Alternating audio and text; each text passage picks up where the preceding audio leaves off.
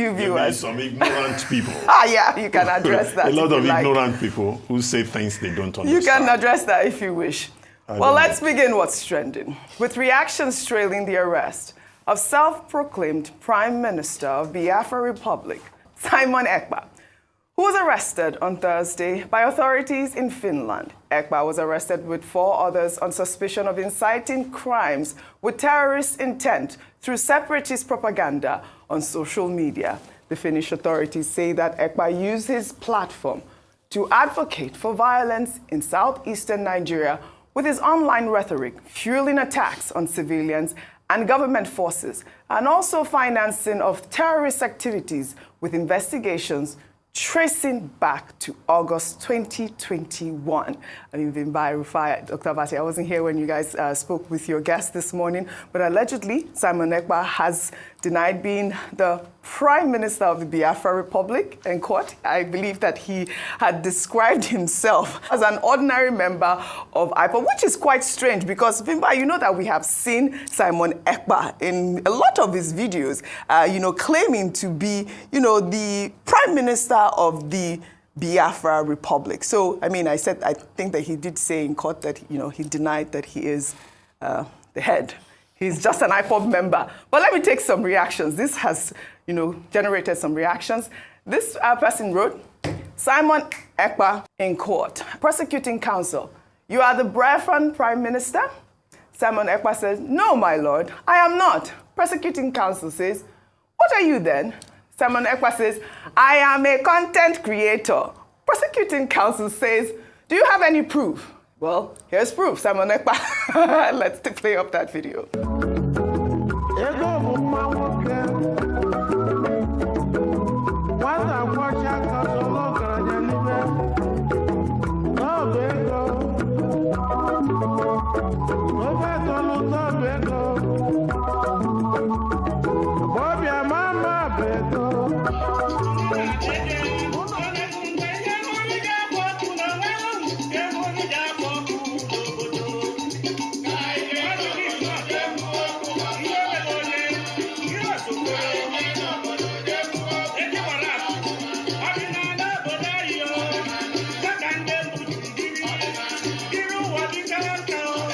This was just cruise yesterday. I laughed so hard when I saw that tweet. And those videos circulating, how come you are no longer the head of, IPOB at this moment? But also, let me take another reaction. This is from Brother Bernard, who wrote, Simon Ekpa's sit-at-home has begun. Only that this time, he's not sitting at home, but in prison. He spends the next few years feeling what Indigbo felt every Monday. For every day he did sit at home, he'd spend a week of it in jail. Karma is real. Well, all right, we know that the Nigerian military has called for the extradition of Simon Ekpa. His arrest was hailed through its Director of Media Defense Operation, Major General Edward Buba, who welcomed the international cooperation in the fight against terrorism, saying that the Chief of Defense Staff, General Christopher Musa, had long called for Ekpa's arrest due to his role in fueling terrorism in the southeast. We have repeatedly complained about the issue of Simon Ekpa. He is in Finland. The Finnish government are giving him all the support, and he's doing what he's doing. Comments he's making, people are being killed, and nothing is being done. And this is democracy. If the European Union is the one supporting democracy, and this is happening and they're not taking action, then they don't mean well for Nigeria. We have said that in clear terms. We need to diplomatically find means of getting him out of whatever it is that he's doing. He must be arrested, he must be prosecuted. Look at it from the other way. Assuming he is in Nigeria and he's doing that to the Finnish government, you think the European Union will allow that happen? They definitely will not. So why are they allowing him to do what he's doing? And people like him that are doing such things. All right, Dr. Betty, possibility of an extradition. Okay, we had 2 guests earlier on before you joined us, Vincent Yekwedu, and also Ezeala. And Ezeala, who is a lawyer, pointed out that there is no bilateral extradition treaty between Nigeria and Finland. And to that extent, it may be difficult to pursue the extradition. Now, the Chief of Defense Staff has expressed his opinion, and I think it's a valid opinion. But it's also a matter that the Ministry of Foreign Affairs should take an interest in, and also specifically the Attorney General of the Federation.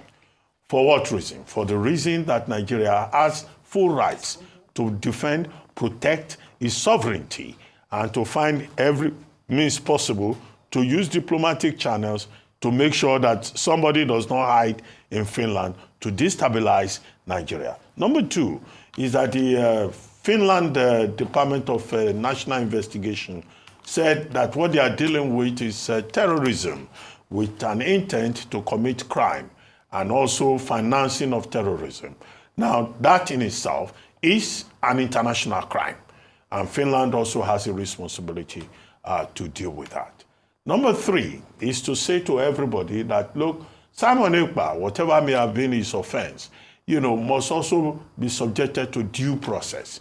In 2023, when he said people should not go out to vote in Nigeria, he was apprehended by the Finnish authorities, but he was again released. But I make the point that his rights should be respected because there are other issues involved about human rights, about international crime. Onyekwelu, who was on this program earlier today, also pointed out. I make that point because I've seen a comment by our friend Jesu Tega Onakpasa, who says Simon Ekpa should not just be extradited, he should be shot. And I'm surprised at that that a lawyer will recommend extrajudicial execution. But I guess Jesu Tega Onakpasa was speaking out of passion. Now, it is now left to the Finnish authorities who are accusing him of crimes of terrorism to prove that he's guilty as charged, but he's innocent until that is proven. Yeah. Because, he who alleges must prove. So they have to prove it. I don't know what kind of jurisprudential system that they use, but here, what they say is that if you allege, you prove it. At the end of the day, as to the details about whether it's an ordinary member of IPOB or a factional leader of IPOB or whatever, I don't want to get into those details. Those are not important. What is important is the sovereignty of Nigeria, the security of Nigeria, and the need for international cooperation in addressing issues of terrorism. I love that. The need for international cooperation. Even here in Nigeria, we have been talking about what needs to be done in the southeast so that there will be, that sort of peace. There have been calls for, what they've said, Nnamdi Kanu should be released because of, peace in the southeast, whether or not it would happen, or what's your take on that? So for me, a couple of things have to be understood. Number one, I concur with the fact that, yes, you need to follow the full path of the law. I mean, he has not been convicted yet. The process has just started. We're going to hear his own side. He's going to go through the legal process and the legalese. I understand the point of the Nigerian government trying to say he should be extradited. And you see, this is why we keep on talking about the fact that you need an ambassador on ground. We don't have an ambassador on ground in Finland. So even most of the work you think you'll be able to push as regards liaising with the Finnish authorities, I'm not sure that's going to be smooth sailing yet. You have some representative there, but it's not as having a substantive ambassador on ground. Secondly, I think my most important point is, whatever is done, I want peace in the Southeast. That's the most important point. And that's why I asked a question from the guest that was here, that will this bring about peace in the Southeast? Sovereignty and all of that at the discretion of the nation. I mean, we saw what ordinary Benin Republic even did to Nigeria in the case of Sunday Igboho here.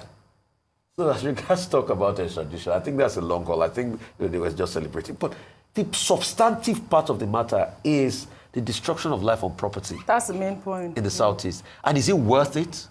So please, anybody that is perpetrating that chaos should stop it. Yeah, but we have had a lot of stories here. We've taken a lot of stories here about that. My point is the marginalization also of every part of this country, the Southeast and all of that. Because be it Simon Ekpa or be it Nnamdi Kanu, be it Ralph Uwazurike, they are just symptoms of this marginalization that date back to the 60s in this country. The lack of justice. Right. All right. And the things that happened then that we did not listen to.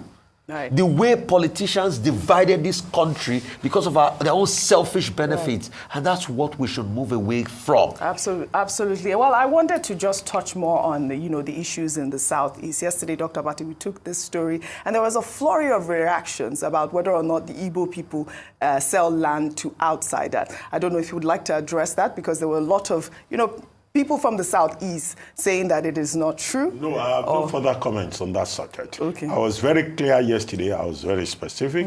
I made my point. I provided the context in which I was speaking. If people have a selective hearing, that is their problem. Well, one of the comments is that you cannot paint a whole tribe with one brush, and they have debunked it. Replay the tape again. Well, replay the tape. No, I was specific about what I said. I provided context. Right. Nobody should tell me any nonsense. Well, if people have a different opinion, they are entitled. No, that's no nonsense duty. I think it's our duty. If people have a different opinion, they have anthropological evidence to support it. They should say so. Well, it's not for me to reverse myself. No. I was just saying to clarify. Except you are expressing your own opinion. No. And then I will come after you and say you are wrong. There's been a flurry of reactions. Yes. And I have to present that it. It comes is my with duty. The job. That comes with the job. It is my duty. It's a free country. It is my duty to present the reactions of the Nigerian people. And not to come and challenge me. Absolutely not. I asked you if you would like to comment. I asked if you would like to comment. I've told you. Well, the conversation is that a whole tribe cannot be painted with one man's experience. We'll take another story. In another development, Defense Headquarters on Thursday dismissed as laughable allegations made by the Chief Executive Officer of Tantita Security Services Nigeria Limited, Tom Polo, who accused the Nigerian Navy of aiding oil theft. Speaking on Monday night while receiving the national leadership of the Nigerian Bar Association in Delta State, Tom Polo cited an instance when the Navy shot at officials of his security firm after intercepting a vessel laden with crude oil in Rivers State. Some few days back, people intercepted a vessel in Port Harcourt where Nigerian Navy was shooting at Tantita security people with DSS and the civil defense. So we want to employ and beg that you have a duty to play in this present condition now. Because once we do reasonable arrests, what I want to appeal is that you need to help us. If somebody is coming to load a vessel of 5,000 metric tons, you will see this community here now. Nobody will have vessel. The vessel will come from other Lagos or maybe our other neighboring countries or Abuja. But the man here will now do a water boy or a canoe boy. At the end, that is the one that they will arrest or prosecute. Well, this is a huge story, Vimbai. We know that the Nigerian Navy has denied allegations that its men shot at officials of the Tantita Security Services Nigeria Limited in Rivers State. In a telephone chat with the Director, Naval Information Abuja, Comrade Adams Aliyu told Arise News correspondent Ovieteme George that a statement by the chairman of Tantita Security Services Nigeria Limited was false. I don't know your thoughts on this. I mean, talking about whether or not, these people are in cahoot. It's been a long drawn story, but for Tom Polo to come out to say, yes, he is witness to this sort of allegation is quite grave. This isn't, I believe this isn't the first time we've heard about, disagreement between the pipeline surveillance security operators and the Navy. And I don't think it's the last time. We know that the situation it's very uneasy because everybody, it's almost like a turf war, where these contracts, these huge contracts, by the way, have been accorded for the pipeline surveillance. And the Navy feel very much that that's their terrain and they can fully handle. Last week we were discussing the proposal of the Coast Guard bill and so forth, which the Navy, again, is also saying that the Navy is fully capable of patrolling and protecting all of these assets, and almost feels like, their territory is being infringed upon. Now, when these allegations come, sometimes you see the videos and whatever, only God knows what really happens in the creeks, because the creeks are just a different different ball game on their own. It's not even something I want to put my mouth in, because nobody really fully understands what's going on there. Because you've got, a lot of guys who, legacy of the amnesty and so forth, a lot of guys who have a lot of power, a lot of influence, a lot of money operating there, and then you have the Navy as well, who's feeling threatened by that. So did it happen? Didn't it happen? The honest truth is we'll never know. Of course, we have to take the stance of the Navy in this case and say, well, the Navy is saying that no such thing happened. But I just wish that at the end of the day, we're here trying to plan for, is it over 2 million barrels of oil per day? And then you hear about these types of skirmishes. It makes the prospect of 2 million barrels per oil very pessimistic. If you speak to some of these, I know some of the guys who have these pipeline surveillance contracts, they'll tell you that Nigeria is doing about 2 million barrels. It's just that the rest of it is being siphoned out and is going into... I thought it was important to highlight this story because, those that are trying to sabotage Nigeria, be it, the security agencies or, Tompolo or whoever, this investigation needs to happen. And those perpetrators need to be brought to book. We'll take another story. Nigerian Senate on Thursday approved President Bola Ahmed Tinubu's 1.77 trillion naira loan request to help finance the country's 9.7 trillion naira budget deficit for 2024. The loan is set to be part of a fresh external borrowing plan, as outlined in the 2024 Appropriation Act. The approval has since sparked mixed reactions, with some expressing concerns about Nigeria's growing debt, including Senator representing Borno South, Ali Ndume, who on Thursday urged his colleagues in the Senate to advise President Bola Ahmed Tinubu on the dangers of borrowing with securing the country. Let's take a look. And let's be blunt about it. Let's ask the government to do the right thing. And I'm sure that if we tell the president, what to do, he will do it. He will do it. So let us stand up and say that we are just approving a borrowing about 2.2 billion to fund the budget. What budget if we are not secured? So, Mr. President, I'm sorry, I've taken much more time, but let us take this thing more serious. All right, Rufai, there's been a lot of reactions towards this borrowing as well, and also some statements. But let me take Atiku Abubakar's tweet, who also reacted. He said that the recent report released by the World Bank showing Nigeria as the third most indebted country to the International Development Association is very concerning. Nigeria is sinking further into debt, and the National Assembly has become an accomplice once more. In July this year, Tinubu boasted that the FIRS and Customs under his watch had collected all-time high revenues to finance the budget. Why are we still borrowing?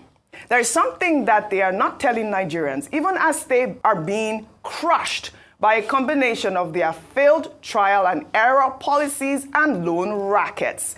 These Tinubu's loans are bone-crushing to Nigerians and bringing insufferable pressure on the economy, especially when they are not properly negotiated and utilized. It is time to apply more caution and arithmetic to the loan frenzy. I think Atiku Abubakar's tweet there is quite apt. And Atiku spoke very well. Very, very well this time. Wait, wait. Hang on a minute. Everybody, hang on a minute. Go ahead. Maybe President Tinubu says an accountant. Why has he not been able to fix the Madaru in the Nigerians' finance and accounting? Madaru? Yes. Because you see, we're taking a lot of debt. So our debt now, when he got it, was about 87 trillion. It's gone up to over 134 trillion. There's a deficit of 13 trillion. That's part of it they're taking this money for, to be able to show up the new budget. Plus, the ways and means on ground that he said we have cleared, which we have not cleared. The ways and means is about another 30 trillion. 30 trillion plus 134 trillion, that's about 160-something trillion. Plus all the other debts. We're inching close to 200 trillion. What size of our GDP? Debt to GDP ratio has already passed over 50%. I remember the time of Goodluck Jonathan, the conversation we're having then was debt to GDP ratio of about 26-27% was a problem. So we have outdone ourselves with debts. Oji, in all of this, if I'm seeing infrastructural development and I'm seeing what they do with the money, Oji, I'll be the first to come on here and praise President Tinubu. But what am I seeing? I tell you, budget padding. I'm seeing unscrupulous budgetary demands in schools around Oji River. Ningi was right. He didn't just have the data. When budgets did the analysis, they discovered that over 2 trillion was padded. Let's work with budget on this. And that's the way it is done. So my grouse is, a lot of this money is siphoned. You don't have fiscal discipline as regards the budget. Budget performance, too, is another topical issue. Then we have a lot of assets we can't afford. Tilema Adebajo has advocated many times. You have a lot of JVs with the NNPC. Just sell off your assets. Because in the end, your own share of running those assets, you don't pay them. Secondly, you've not been able to do forensic studies into the NNPC and what goes on there. There's no clarity there. Like I was talking, I knew what I was saying when I was commenting the report there. There's a 10 billion NNPC is spent on charity. If they can spend 5 billion on that, at least we'll know they're title sponsors of the league. Because if StarTimes collected 1 billion, use 1 billion to be title sponsors of our league, NNPC spent 10 billion on some charity that we don't know about. Right. So what do we now do? At first, we need budget integrity. Now, that's why, please, I beg every Nigerian out there, once the line item of the next budget is released, please, I know it takes thousands of pages. Let's scrutinize line for line. We can't leave this work for budget alone to do. Secondly, it's the philosophy of what I call Sebo Timwelewa Ashakmu. Spend according to what you have. At this point in time, because incurring deficits that we don't see, stop all these frivolous projects. I would have thought, and I repeat again, that 15 trillion should have been better spent on fixing most of the roads in the country rather than going to start a new coastal road. And those are the problems we have on ground. So Atiku was very apt. We need common sense. Again, I repeat, the president is an accountant. You're right. Dr. Bati, your thoughts? I know a lot of people have talked about whether or not Atiku should be commenting. Even Bode George recently on the issue of the budget and borrowing, Atiku was complaining about borrowing. Now, I hope nobody will come forward and start abusing Atiku Abubakar and saying, oh, he should not have spoken. Because the key point that he made was that under the Obasanjo administration, there was even debt forgiveness. And he said a few years later, I don't know what he meant by few, because Obasanjo left government along with him in 2007, that Nigeria now finds itself in this difficult situation where it is now so heavily indebted. But whatever his position may be, and he's also saying the National Assembly is an accomplice in this borrowing spree.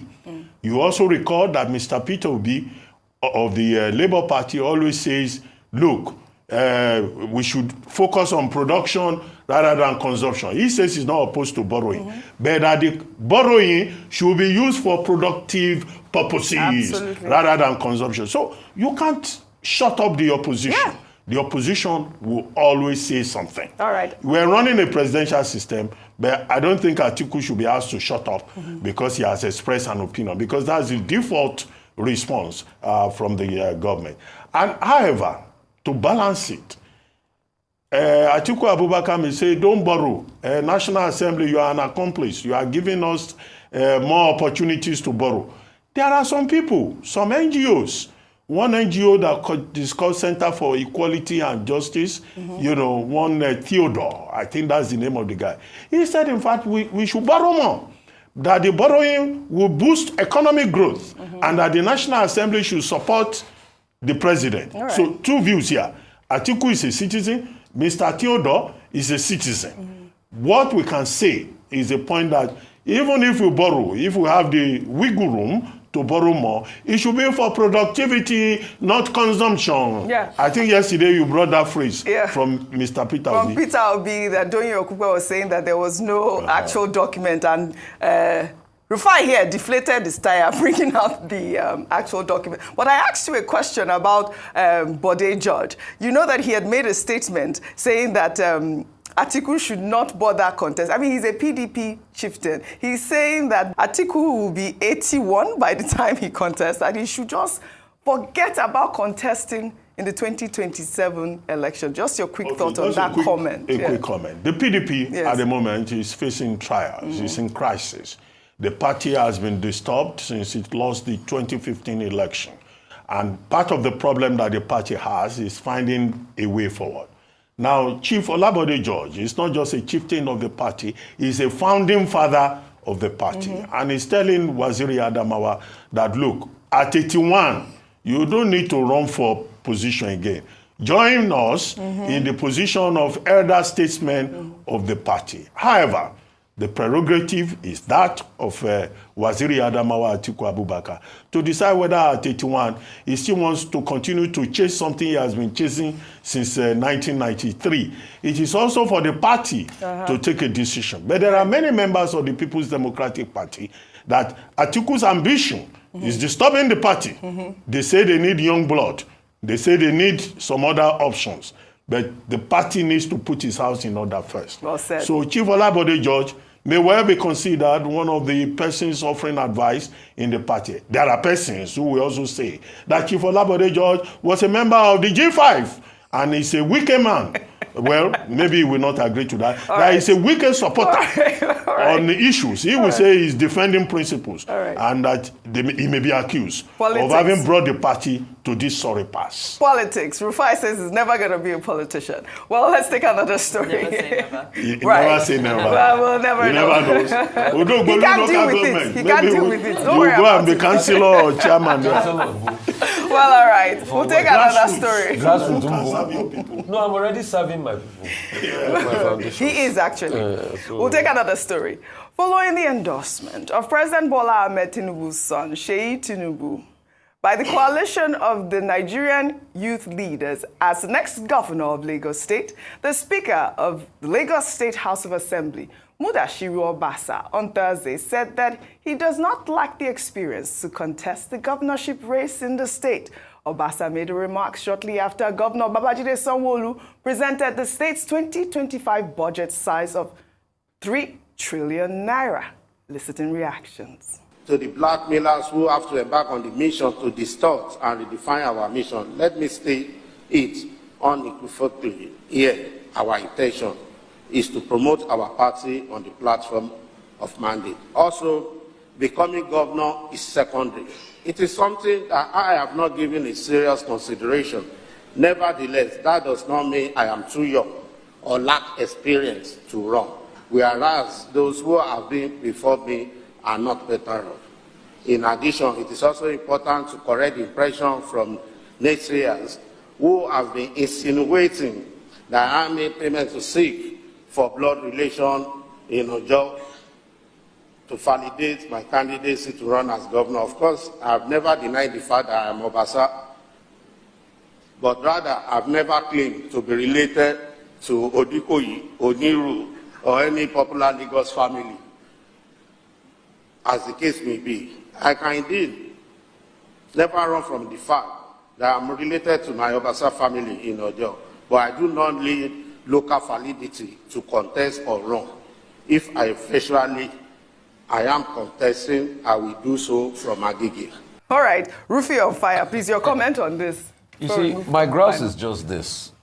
You see, we have, of course, already said this.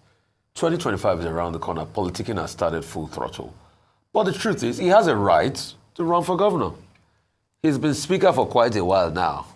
He too is pulling his weight. But the question will be, can he pull that weight against Omo Baba? And who you know I call Omo Baba, Sheyi Tinubu, His Excellency Sheyi Tinubu. Omo Baba. Is it Omo Baba Lowo? I know that's Omo Baba Lowo. Omo Baba Elibi Lokan. Baba Lokan, Omo Lokan. You get? Yes. So can he go against that grain? I think that's going to be the biggest conversation here. Right. But he too is capable. I mean, the standards are so low in Nigeria. What do you need? You need just a very small pass in terms of your certificate and all of that. But the most important thing is, will the Babaitos of Lagos put him down? Because there's a man that speaks forth who will become the next governor in Lagos. It's called Babaito. All right. righty. If he mentions your name today, Ojinika for next governor. Correct. You will be governor. I don't know if I want to do If that. he mentions your... Who is the person? If Babaitu mentions your name, you are going to... Our favorite Nigerian wife. Our favorite Nigerian wife. My final story, I would love for you to discuss this, but I know that Dr. Abati wants to comment on Obasa. Okay, and I'll be very brief. So, Right Honorable Mudashiru Obasa spoke, by the way, at the occasion of the presentation of the 3 trillion budget by the governor of Lagos State, Babajide Sanwo-Olu. This is a budget that promotes tourism, that hopes to promote, economic issues, development in Lagos State. Value 3 trillion. Now, it was in response when he was speaking Obita, that he now said, well, some stories have been going around talking about him. One, they say he's interested in the position of governor. He says that's not a priority for him.